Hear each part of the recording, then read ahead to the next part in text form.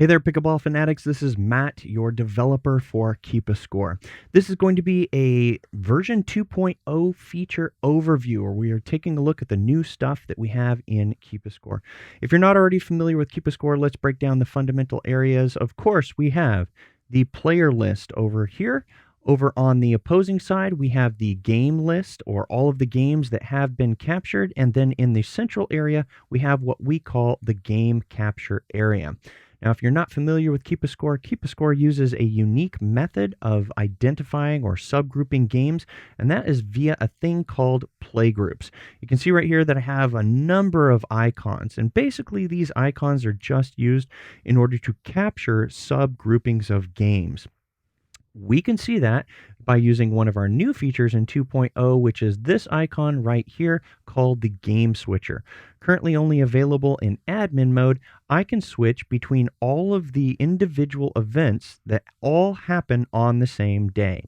So as long as you've set up an event with the same date as any other event, those events will show up right here. I'm going to switch to this one, the example round robin, and clicking that, we can see that it loads. We have our playgroup icons. Now here are our new features that we have available in 2.0. You can now select on these icons directly, and it will filter all out of all of the games that have been captured down to just those games on that particular icon. We can see that the filter is on by the fact that it's dark right there. So we'll go ahead and select that, and we'll clear the filter. Speaking of the filter, which is a new feature for 2.0, we also have the ability to filter based on a name. So let's say, for example, I want to, well, that's a difficult one, getting Jay's name right there. I'm just going to put in Waters, which we have right there.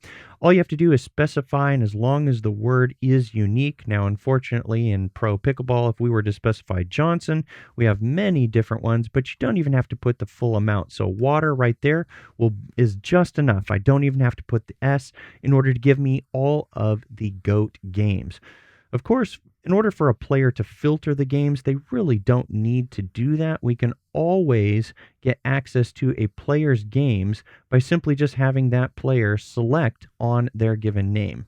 So we'll select over here, and we'll go to those are currently supported by rankings. We will click in order to unsort them, and we'll select on Anna Lee. Anna Lee can see all of the games that are just specific to her. Any given game, she would be able to select right here, and it would load that particular game. So what else do we have in 2.0 that's new? We've got this new little icon right here, which when you're in admin mode is super helpful if you are managing a duper-based event and you want to interact with duper. Because this event has been specified as duper within the event settings, we click on this, and what's going to happen is the duper website is going to load.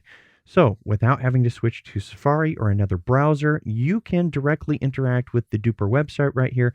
Double check that your players are included into your club so that you can successfully enter scores. You can even, when logged in, select, highlight, and copy all of the duper rankings and the duper export from the CSV, which will load into this window. And then you can directly go over to the menu, and you can select on the duper import, which will come up with a capture. You can paste that comma separated or everything that you copied from the duper CSV export, and then capture all of those players and their updated rankings right there, all within the app. You don't have to do the sharing method that we have other videos about. Another feature that we have that is new is brackets. This one is huge. So what I'm going to do is I'm going to select the event switcher that we have right here. I'm going to switch to our compass draw.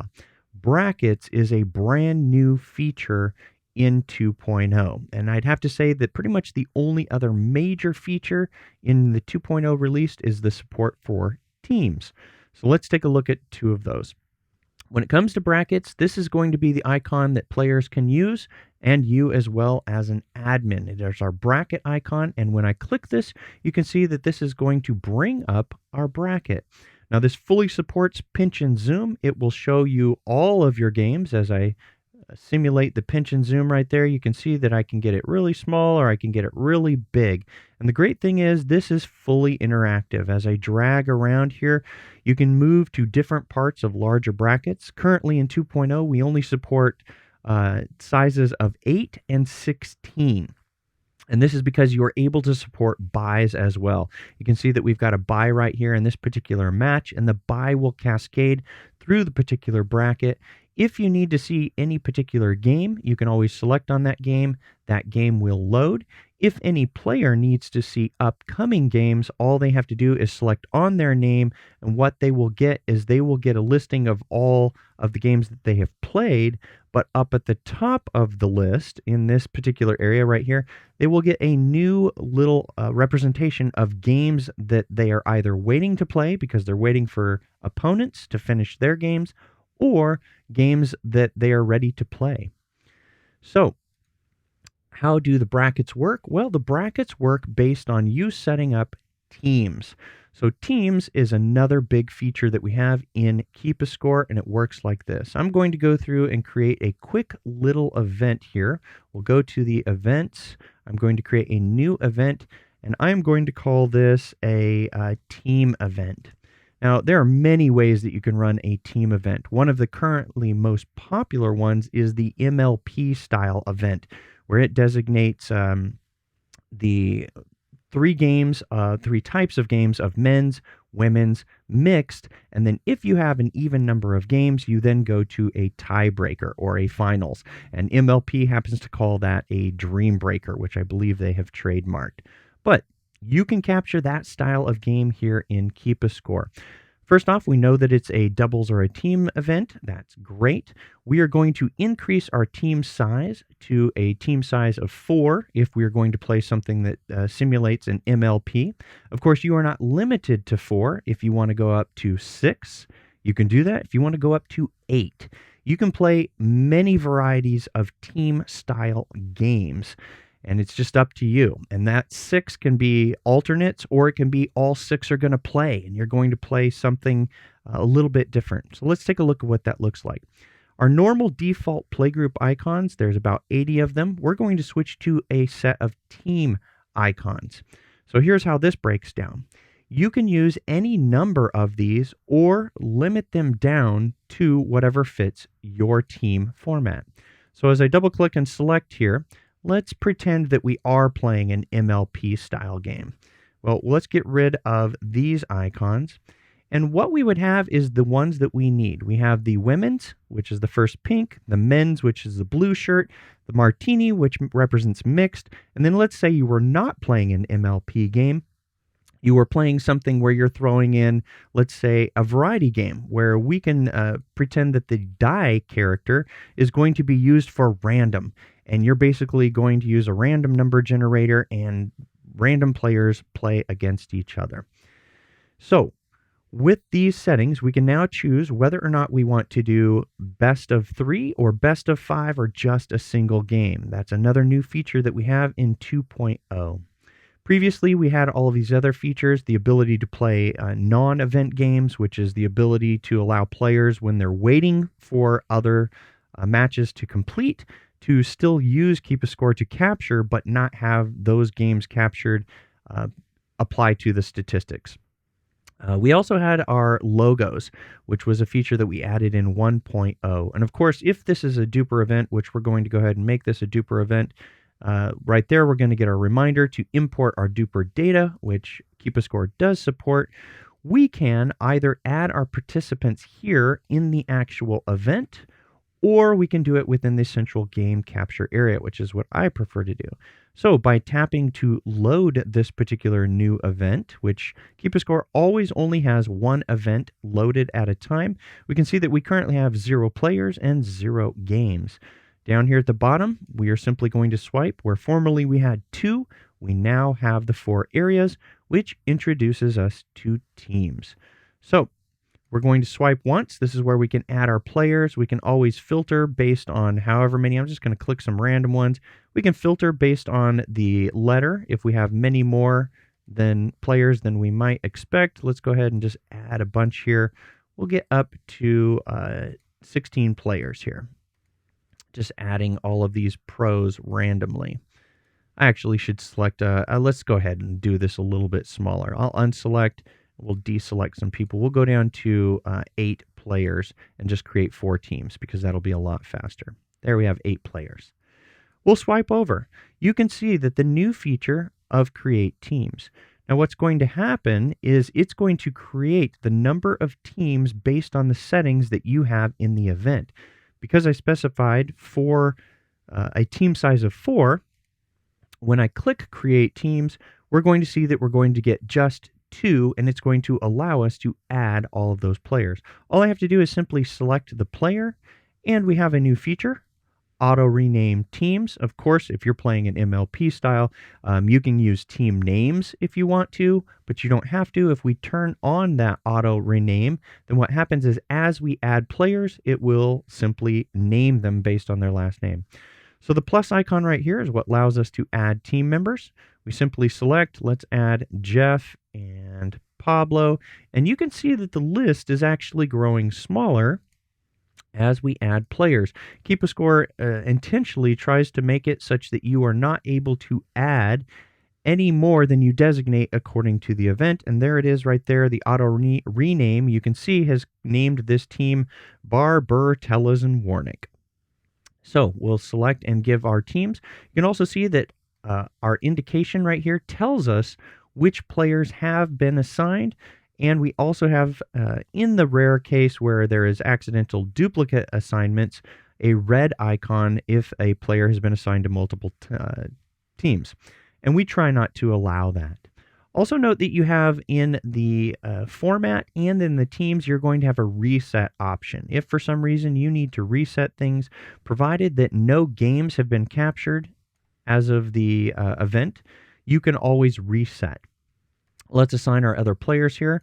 We assign James, Jackie, Patrick, and I've missed it by 1. Stefan would be, that would be 3 men and 1 lady, but no big deal. So how do you rename a team? Well, that's simply a matter of clicking this right here, and I can name this team whatever I want.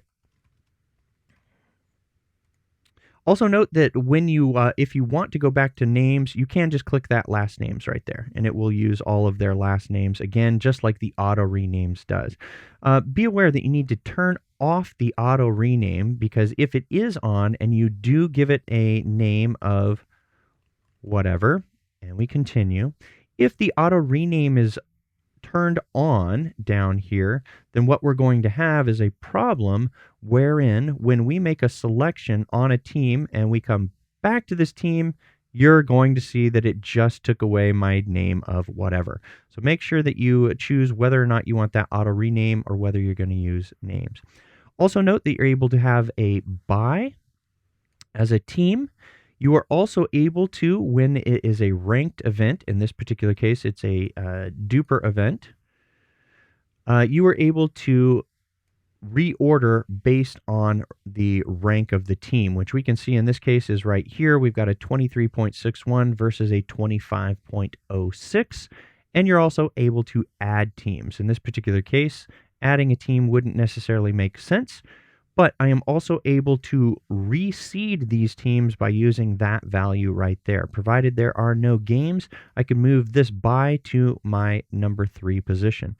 Now in this case, as an MLP style event, I really don't need the 3 teams, but there you have it. That is how you set up teams. So next up is your brackets. So as we swipe to the side, in this particular case, we can see that there are no fixed formats that actually apply. And that's because I have 2 teams of 4. Most of the brackets are going to apply to a doubles only, which is going to be a team size of 2. If I get up to 8 teams or 16, then KeepaScore is going to provide you with the information of how many buys you need in order to play a fixed format. We can see that right there, that we need 6 buys or 6 other teams in order to play a fixed format. So let's take a look at that. All right, so let's get ready to wrap this video up by taking a look at our formats in conjunction with our team stats. So I have reduced the total number of players down to 14. we need one additional team. When we switch over to the formats, we can see that it's telling us we need one bye or one additional team for fixed formats. Switching back over, we're going to create a bye right here. That's a new feature in 2.0. We've got our bye. Now, once we've added our bye, many times you want to look at your format, we can see that we now have 3 fixed formats available for teams of 8. We can play a double elimination, we can play a compass draw, or a ladder with 6 rungs. Now, in all cases, we're going to see that we've got a new icon right there. As an admin, we are able to preview that bracket. So by clicking the icon, we can see a preview of the games and their positions. This also supports pinch and zoom. You can go in, which I believe I've already showed as a new feature. If I want to look at the compass, I can select it. That's what the compass is going to look like for teams of 8. Of course, we have 18. For these two, we have teams of 16 for double elimination and compass draw. For teams of 8, we have double elimination, compass draw, and ladder rungs. If you have suggestions of formats that you would like to support, if you want me to support single elimination, what have you, let me know. You can email me, matt@keepascore.com. So with the compass draw selected, you can see that down here at the bottom, we have the ability to generate. But before we generate, we can use that icon or that ability to bring up the bracket to look at where do we want the bye in our starting position. Typically, you're going to put your byes on your upper half and your lower half. So you would typically put a bye on your number 2 position or on your number 4 position. So I am going to want to seed this in the sense that our seeding is we've got 1, 2, and then 3, and then 4. So I would put the bye in the 4th position as the 4th team. So we go over here. We switch back by swiping. We move our bye by seating it in the 4th position. We're now ready to actually generate our games. We can do that here, as indicated prior, or we can go all the way to the game capture area. And when we do that, what we're going to see is that we have a new event plan. We can see that we're going to have 8 teams. We're currently playing 1 game per round. Let's go ahead and switch that to a best of 3 so that we can see what it looks like. Switch over, change the format. We just go to a best of 3. Our event plan is going to tell us what we're going to get. We are going to get 8 teams playing 3 games, a total of 36 games. We tap right here, and all of the matches are going to be created. Our bracket has been created, and we are going to enjoy our paper-free score tracking experience. So all that we have to do to get started is the bracket will be managed completely by KeepaScore, all positions and where players need to go. We simply just tell the player, click on your name, and then you will be told which game to play. So Catherine Parento, Stefan Avern are playing Ben Johns and Anna Lee Waters. At this time, KeepaScore does not do venue management. In other words, we're not managing your courts. That is something that you need to do separate from KeepaScore. But of course, the more people that use KeepaScore, the more incentive it is for me to add in that functionality. It's all just a matter of whether KeepaScore is used by clubs like yours. And the last 2 features that I have that we're going to cover as it relates to teams is the stats and your ability to see things from the standpoint of your team perspective. We can see right there that we've got that Teams icon. If you are using Teams, which is not required, you can have an open play, players only event within KeepaScore. But if you do choose to create teams, whether it's teams of 2, 4, 6, 8, what have you, clicking on this icon will tell you what the team divisions are. And we can see right there that we've got Team 1, Team 3, Team 4, Team 5, and that's probably because the bye in this case was at team position 2. So the teams is not a direct indication of seed. If you are wanting to use KeepaScore professionally and maintain true seed values of teams, then please let me know, and I would be able to add that feature in.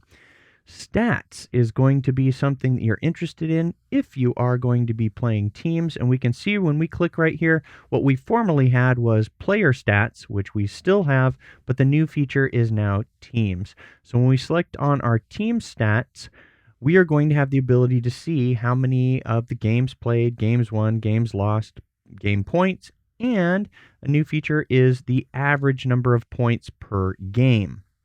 Now, this really starts to break down when we take a look at this from the standpoint of a MLP style, or if you're playing the MLP style. We're going to switch to that using our event switcher here to this simulated duper event with the New Corksy Nines and the Yorkshire Bustlers. Yes, that is a take on the New York Hustlers and the New Jersey Fives. So in this particular case, many times what we're interested in, if we are running multiple teams, let's say you had 4, 5, or 6 teams of 4 players in a given event, maybe this would simulate minor league pickleball, you are able to go in and select the teams, and you have a subdivision based on all of the different breakdowns because of the play group icon that KeepaScore uses. So we select on the play groups that we can see up here with this icon, and we are going to be able to see whatever subdivision we want. If you want to remove the finals, we've just removed the finals. If you want to remove the mixed portion, there we have a representation of all of the teams, which all play men's and all play women's, and we get the stats right there with the average points per game. Want to see all of just the men? You can filter down just the men. Now remember, these icons will sort and filter based on all games using that icon. So if we do have, let's say, for example, an event that includes 5, 6, 7 individual teams, when we select the men's icon only, it will be showing us those stats across all of just the men's games for that particular event. If you were wanting to divide those out, you are going to choose a different way to handle the data in KeepaScore. Rather than mixing all of the teams in the same event, you are going to create multiple events, and then you're going to be able to switch between them. This would also apply where you have things such as division breakdowns, like a division 12, 14, 18, 20, 22, all of the different breakdowns that MLP uses. You are able to support simply by using different events and switching between them in order to capture your scores into KeepaScore. So that's what we have for new features. I hope that this helps you out with planning and executing your pickleball events. I'm always open to feedback. Just please send it on over to matt@keepascore.com. All right, see you later.